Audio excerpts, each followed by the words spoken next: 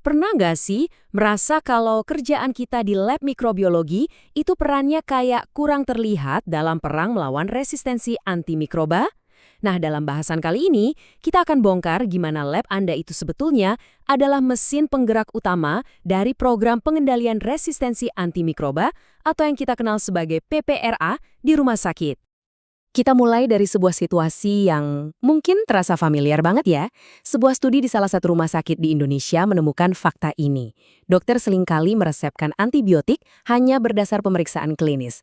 Tanpa data lab, ini kan sebuah celah yang besar banget. Dan justru disinilah posisi laboratorium Anda menjadi kunci solusinya.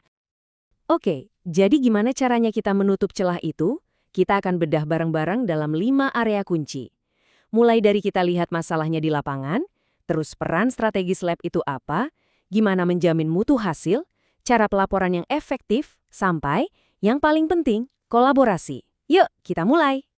Bagian pertama, celah di lapangan. Yuk kita lihat lebih dalam, kenapa sih persepan antibiotik tanpa data laboratorium itu jadi tantangan yang serius banget? Gini, tanpa data yang akurat dari Anda, dokter itu ibaratnya kayak menebak dalam gelap. Dan ini bukan cuma soal antibiotiknya salah atau enggak. Efeknya panjang. Pengobatan bisa gagal, pasien jadi lebih lama dirawat di rumah sakit, dan tentu saja biaya kesehatan jadi membengkak. Disinilah peran Anda jadi sangat krusial. Oke, setelah kita paham masalahnya, sekarang kita masuk ke bagian kedua, peran strategis laboratorium. Ini bukan lagi soal sekedar menjalankan tes ya, tapi ini soal menjadi mitra strategis dalam perawatan pasien. Sebenarnya, peraturan nasional kita itu sudah memberikan mandat yang sangat kuat. Coba lihat ini deh. Peran Anda itu bukan cuma melakukan pemeriksaan, tapi juga ikut mengembangkan tata laksana infeksi, memberikan rekomendasi, dan yang paling penting, berpartisipasi aktif dalam tim PPRA. Anda itu posisinya adalah konsultan ahli.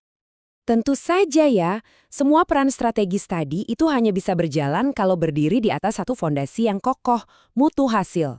Nah, di bagian ketiga ini, kita akan fokus ke sana. Gimana caranya memastikan setiap hasil yang keluar dari lab Anda itu betul-betul akurat dan bisa dipegang? Pertanyaan mendasarnya kan ini, gimana caranya kita bisa jamin setiap hasil itu akurat, andal, dan yang paling penting berguna secara klinis untuk dokter? Jawabannya, itu dimulai jauh sebelum sampel masuk ke alat. Nah, inilah gerbang kualitas KIPA. Coba bayangkan, satu saja langkah di sini terlewat. Contoh paling sering, spesimen diambil setelah antibiotik diberikan, maka seluruh hasil bisa jadi nggak valid. Ada istilahnya kan, garbage in, garbage out. Sampah yang masuk, ya sampah yang keluar. Ini tanggung jawab bersama loh, bukan cuma lab, tapi juga teman-teman perawat dan dokter. Setelah pra-analitik beres, tentu ada quality control atau QC. Ini bukan cuma sekedar rutinitas ya. QC, baik internal maupun eksternal, itu adalah cara kita membuktikan ke diri sendiri dan juga ke semua orang bahwa hasil yang kita keluarkan itu valid dan bisa dipercayai sepenuhnya. Oke, dengan hasil yang mutunya sudah terjamin, kita lanjut ke bagian 4, gimana kita melaporkan data ini supaya jadi sebuah aksi nyata di lapangan. Ini adalah seni mengubah angka dan data mentah menjadi keputusan klinis yang menyelamatkan pasien. Penting untuk diingat, nggak semua hasil itu dilaporkan dengan cara yang sama. Hasil rutin, ya oke, ikut alur standar.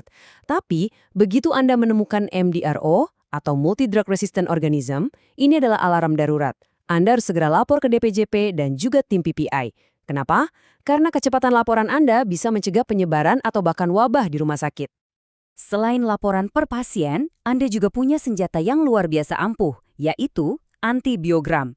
Anggap saja ini seperti peta pola kuman beserta kekebalannya yang spesifik untuk rumah sakit Anda. Ini adalah panduan utama bagi para dokter untuk terapi antibiotik empiris. Coba deh kita lihat contoh ini. Dengan data seperti ini, dokter di ICU bisa langsung tahu. Oh, untuk E. coli di sini, amikasin sensitivitasnya 92%, sementara cefepime cuma 65%. Tentu ini membantu banget untuk memilih antibiotik awal yang paling efektif kan? Jadi, antibiogram yang Anda susun setiap tahun itu bukan sekedar data, tapi senjata strategis yang bisa menyelamatkan nyawa. Oke, data yang akurat dan laporan yang canggih itu adalah fondasinya. Tapi untuk benar-benar menciptakan perubahan, kuncinya satu, kolaborasi. Yuk kita masuk ke bagian terakhir, tapi yang justru paling menentukan, yaitu membangun jembatan komunikasi di luar lab. Laboratorium Anda itu ibaratnya pusat data intelligence soal infeksi di rumah sakit. Nah, artinya Anda harus aktif bicara dengan semua pihak ini. Tim PPRA, para dokter, komite PPI, apoteker klinis, bahkan sampai ke manajemen puncak. Anda itu adalah penghubung dari semua informasi penting ini. Kutipan ini menegaskan satu hal penting. PPRA itu adalah kerja tim, bukan kerja sendirian. Tanpa keterlibatan aktif dari dokter, apoteker, dan dukungan penuh dari manajemen, program sebagus apapun gak akan jalan. Dan di dalam tim itu, laboratorium mikrobiologi adalah playmaker-nya.